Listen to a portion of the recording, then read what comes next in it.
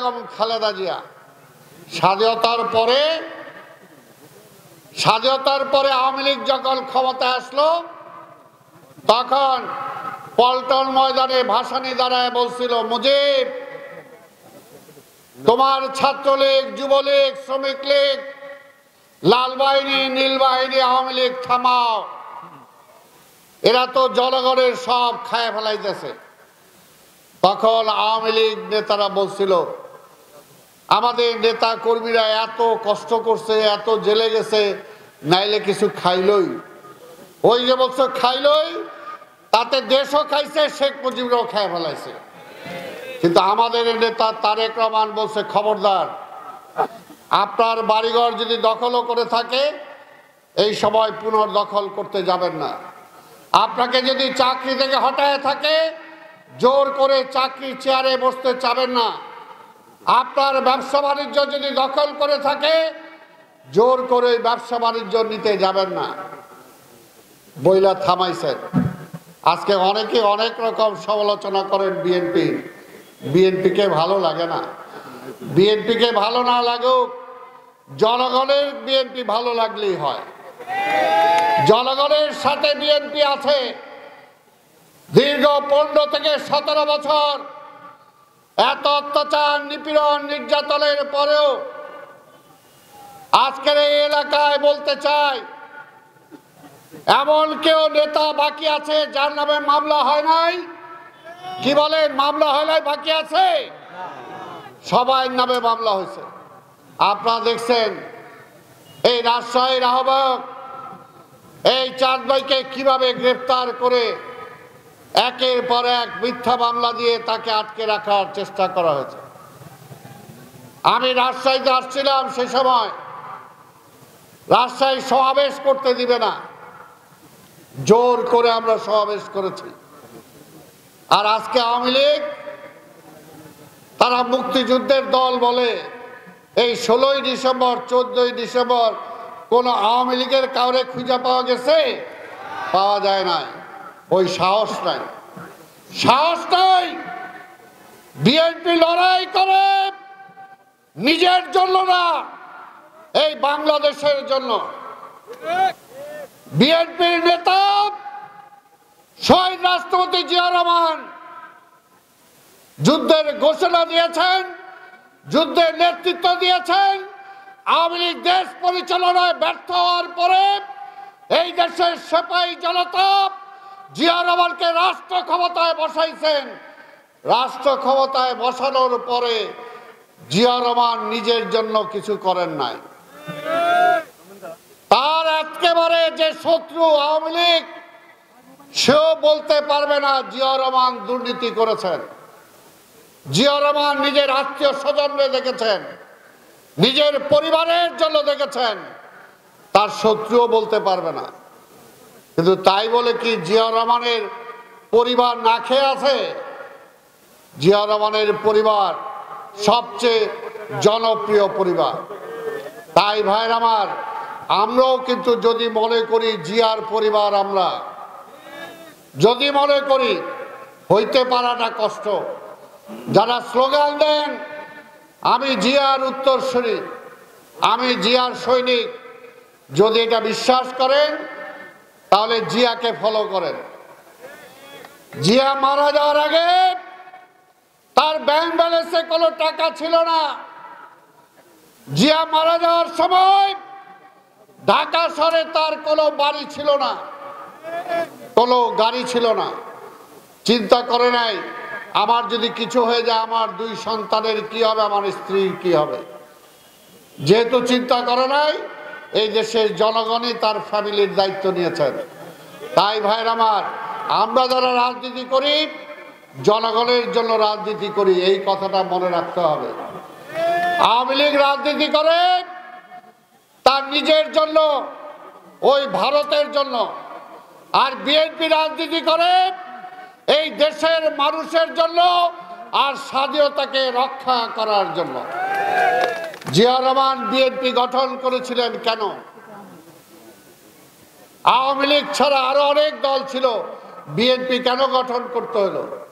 গঠন করতে হলো এই কারণেই, যে আওয়ামী লীগ ক্ষমতায় এসে গণতন্ত্র খেয়ে ফেলছিল, মৌলিক অধিকার খেয়ে ফেলছিল, অর্থনীতি শেষ করে দিছিল, এই ভারতের হাতে দেশটাকে তুলে দেওয়ার চেষ্টা করেছিল।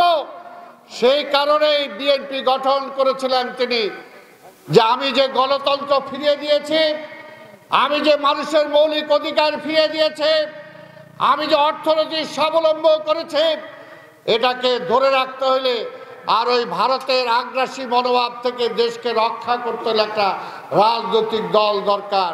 সেই কারণে তিনি বিএনপি গঠন করেছিলেন। সেই বিএনপি যদি আমরা করি তাহলে কিন্তু কষ্টে, আপনাদেরকে বলবো দীর্ঘ 17 বছর কষ্টে আছেন, দরকার হলে আরো 2 বছর, 1 বছর, 15 মাস, যতদিনই হোক আমাদেরকে কষ্ট করতে হবে। ইনশাল্লাহ বিএনপি ক্ষমতায় আসবে, তখন লিগ্যাল ওয়েতেই আমাদের যে সমস্ত কর্মীরা তাদের ব্যবসা বাণিজ্য হারিয়েছে তাদেরকে আমরা কিভাবে ব্যাংক থেকে লোন দিতে পারি আমরা চেষ্টা করব। যে সমস্ত সন্তানরা মেধাবী হওয়ার পরও চাকরি পায় নাই তাদেরকে কিভাবে চাকরিতে দেওয়া যায় আমরা ন্যায়সঙ্গতভাবে আমরা চেষ্টা করব। অন্যায়ভাবে করা লাগে না, ন্যায়ভাবেই অনেক কিছু করা যায়। আওয়ামী লীগ তো পুকুর চুরি করছে, পুকুর চুরি করা দরকার নাই, পুকুর চুরি করা দরকার নয়।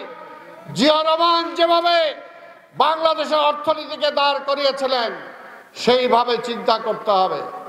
জিয়া রহমান গ্রামের পর গ্রাম, মাইলের পর মাইল তিনি গ্রামে গঞ্জে হেঁটেছেন, মানুষের কাছে গিয়েছেন, আইলে আইলে হেঁটেছেন, খাল কেটেছেন, বৃক্ষরোপণ করেছেন, মৎস্য চাষ করেছেন, বিভিন্ন শিল্প প্রতিষ্ঠান গড়ে তুলেছেন।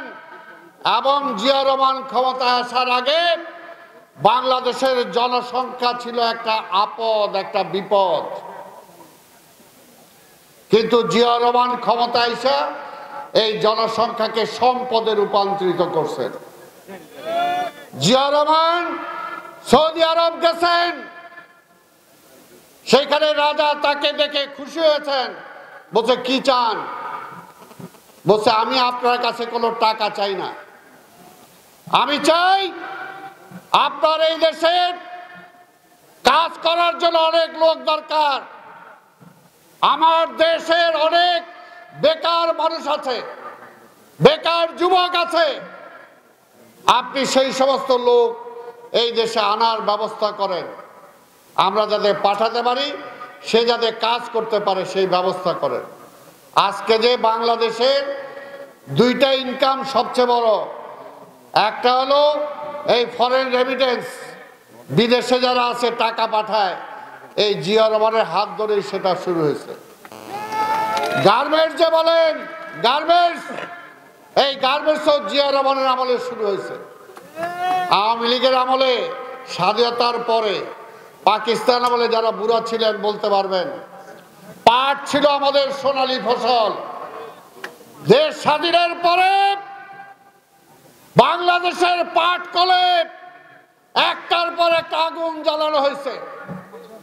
আওয়ামী লীগ সমাজতন্ত্রের নামে যে জাতীয়করণ করেছে, সেই জাতীয়করণের সকল মিল ফ্যাক্টরির নাট বল্টু পর্যন্ত খুইলা নিয়ে বিক্রি করে ফেলাইছে। আর জিয়া রহমান ক্ষমতায় আসার পরে সেই সমস্ত বন্ধ হওয়া ইন্ডাস্ট্রি তিনি চালু করেছেন, মানুষকে কর্মক্ষম করেছেন, বিদেশে পাঠিয়েছেন। এই ভারত বন্যার সময় আমাকে পানি দিয়ে ভাসিয়ে দেয়, শুকনোর সময় আমার দেশ মরুভূমি করে দেয়। এই জিয়া রহমান জাতিসংঘে নিয়ে এই ফারাক্কার ব্যাপারে তুলেছেন, আপত্তি দিয়েছেন। ভারত ধমক দিয়েছে, ধমক দিলে কি হবে? আমার দেশের স্বার্থে তো বলতেই হবে। এটাই ছিল জিয়া রহমান, এটাই ছিল বিএনপি। তাই ভাইয়ের আমার, আমরা বিশ্বাস করি গত 15 বছরে এই আওয়ামী লীগ হাজার হাজার কোটি টাকা লোপাট করেছে।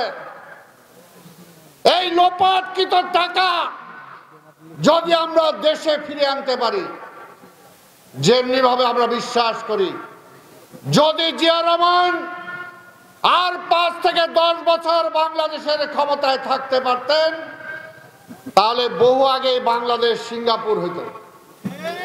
আজকেও বলতে চাই, আমাদের নেতা তারেক রহমান তিনি চিন্তা করেন কিভাবে এই দেশে অর্থনীতিকে দাঁড় করানো যাবে, এই দেশের সমস্যার সমাধান করা যাবে, বেকার যুবকদের কাজে লাগানো যাবে, আজকে বিজ্ঞানকে কাজে লাগানো যাবে। ওই আইটি আইসিটির কথা আওয়ামী লীগ আমলে শুনছেন ওইটা নাকি জয় নাকি নিয়ে আসছে।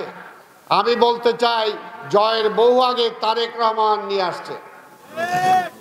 2007 সালে আমি নির্বাচনে যখন প্রার্থী ছিলাম, যে এলাকায় যাওয়ার আগে তারেক রহমান একটা ফাইল আমার হাতে ধরায় দিয়েছেন। সেই ফাইলের মধ্যে আছে আমার নির্বাচনী এলাকায় পাকা রাস্তা কয় কিলোমিটার আছে, কাঁচা রাস্তা কয় কিলোমিটার আছে, কয়টা স্কুল, কয়টা কলেজ, কয়টা মাদ্রাসা, কয়টা মসজিদ আছে, কয়টা গ্রামের বাজার আছে, এই এলাকার বেকার যুবক কতগুলো আছে, চাষের জমি কতটুকু আছে, কতটুকু আমাদের কাজ করা দরকার, সব কিছু নির্ধারণ করে তিনি ধরায় দিয়েছেন। এলাকায় যে যাবেন, মানুষ প্রশ্ন করলে এগুলো বলবেন। এটাই ছিল তারেক রহমান। এবং তারেক রহমানের ভয়েই সেই সময় 111 ঘটানো হয়েছে। জানে যে ওই নির্বাচন যদি হয়, ক্ষমতায় বিএনপি